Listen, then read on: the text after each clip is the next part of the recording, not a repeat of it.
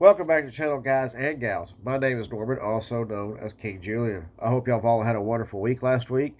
I know I didn't get any videos out except for maybe some shorts, and it's been a very, very long week. Last week and this week.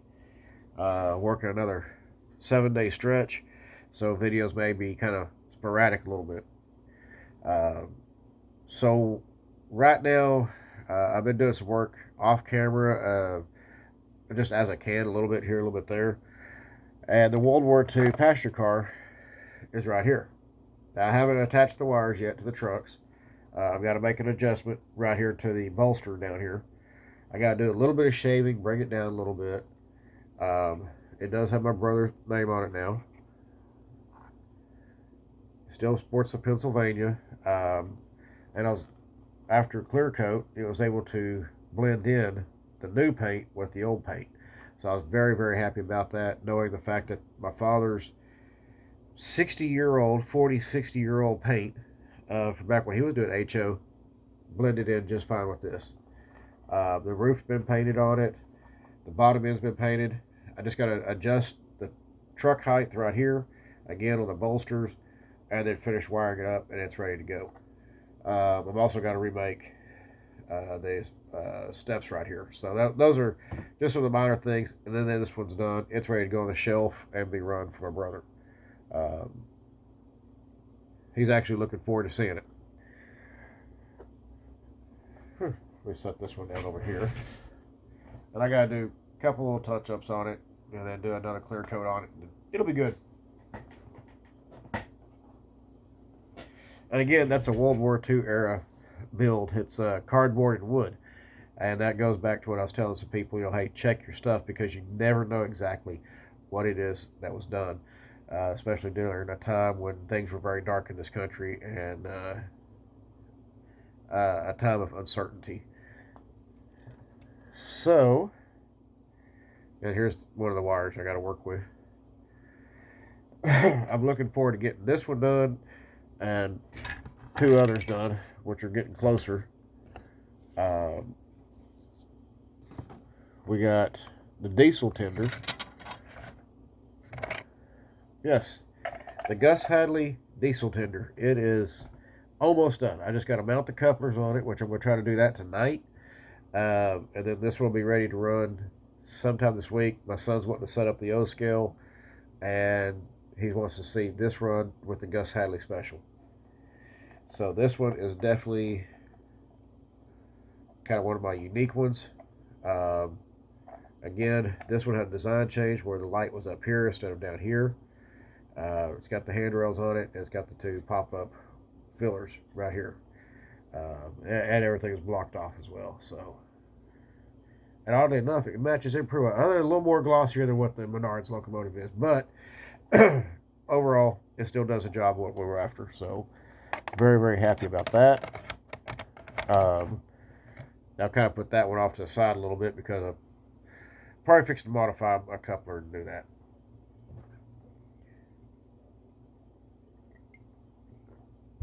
And then we have the WW2 switcher, which I know some of y'all have been waiting on to see what I was going to do with it.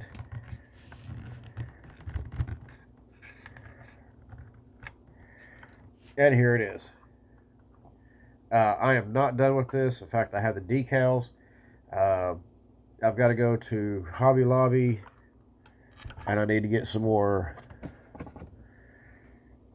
Well, actually, I do the micro scale, micro set, and micro salt. I do have some right here, but been a while since I've used it, and I don't know how well this stuff works as far as age-wise. Still going to test it on something, just probably not the locomotive. Because it is getting the, wherever I stuck them at, up here on my desk.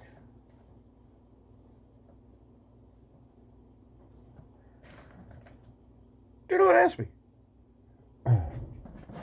Nor did I stick them back up here. So K4 has been one of my go-to for supplies for some of these decals. Here's the decals for the Penn Central boxcar. the 86 footer, and it's right up here. So that once these are out of the way, then I think that was going to be my next one we're going to get done, and then get back to work on the coaches. I think. But just so y'all know, here it is. Yes, this is good. This NW2 has just become part of the NAM Railroad. Again, a lot of people ask why I bought all that railroad, or the F&M. They've got a very long history and a very proud one. Of course, we know that railroad today as Fierro Mix. So, very, very interesting railroad. Even from back in the day, they did a lot of one-off stuff and built a lot of one-off locomotives that would, oddly enough, one of them would later on be copied by General Electric on their E60.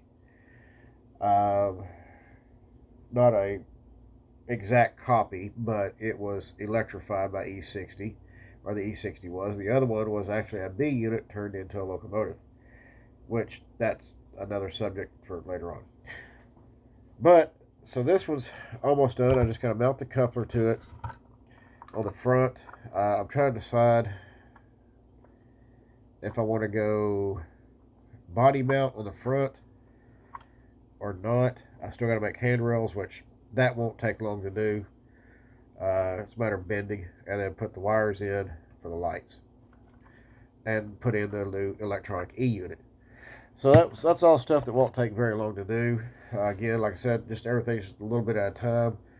A lot of work has been going on. I did get a parts lot in, and that I got picked up very, very cheap. And there were some pre-World War II marks in there. And, of course, all those tin lithograph cars I gave to my brother. They were all actually in really good shape. And since I'm not much into that era, that's just not my thing. Of course, those cars will go up on the shelf with the passenger car. So I'm looking forward to seeing that done for my brother. One of the cars that was in that lot, because I was needing some parts, is this little guy, the Searchlight car.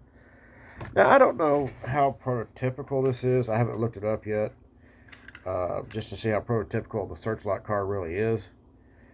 But it's kind of cool.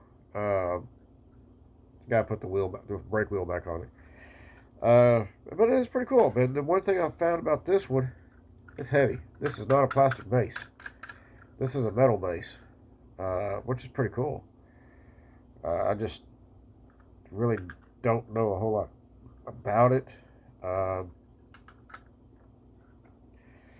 got to do some research on it to find out just how prototypical the Searchlight car is. I'm cool with the generator being on there. There's no light bulb in here. There's no lens. It's just really a parts car, kind of. But I think I'm going to keep it around for the work train. I think that would probably be best, I think. I don't know. We'll figure that one out later on.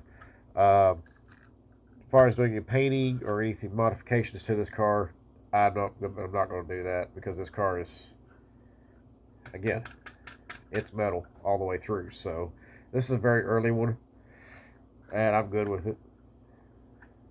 I don't want to, not everything has to be modified. So, but it is missing one step right here. It's got 3 others, but just missing one. And I don't know if you can get replacement parts for that without replacing the whole entire assembly on it. But we'll figure that out later on. So that is what's going on. We're going to try to get some running videos done. And I'm still working on one car to do a conversion on, so that I don't have to keep changing out couplers. As far as from scale to the lobster claw. That's just things that have to be done, and one step at a time. So get these projects knocked out. Of course, HMS Ark Royal. Won't take long to knock out. Other than I still got a letter HMS Hood. I am still waiting on some product on that one to come in that was supposed to be the British flag that has not shown up yet, because that locomotive was to get the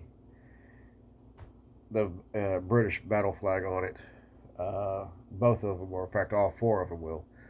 And they supposedly said it was delivered, but nothing has shown up yet. And I've already asked eBay for a refund on it, because, well, I want my stuff. I paid for it. I want it. Don't sit there and tell me it's delivered when nothing was shown up. Which has seemed to be a growing problem with eBay here lately, saying stuff's delivered and nothing's showing up. But we'll figure it all out later on. And I got a couple of coaches get finished up. And then after that, I really, really want to get back into building the Kiki Sherrill passenger cars. And get a cattle baron's car built. But we will get that all figured out over time, and then get the other set of articulated cattle cars going. We'll get it all figured out a little bit at a time, and get through these projects over the summer and as time permits. As always, keep the shiny side up, rubber down. I'll see you on the next video. We will shoot for tomorrow, and yeah, we should have this week. Of course, the pasture car will be done. Guss Hadley Special Diesel Tender number 2 will be done, and then should be finishing up with the WW2. So we're looking forward to seeing that one run. And yeah, then we'll get some running videos done, and I'm looking forward to seeing this particular old locomotive run, because it does have an original cast frame on it, as she is very heavy, which means she's going to pull. So we'll just do it one thing at a time, and then the 2025. Because it's going to sport a new tender and a electronic E-unit. So we'll see you then. As always, again, keep the shiny side up, rubber down. I will see you on the next video tomorrow, and just kind of see where we're at and what I did. See y'all then. Take it easy.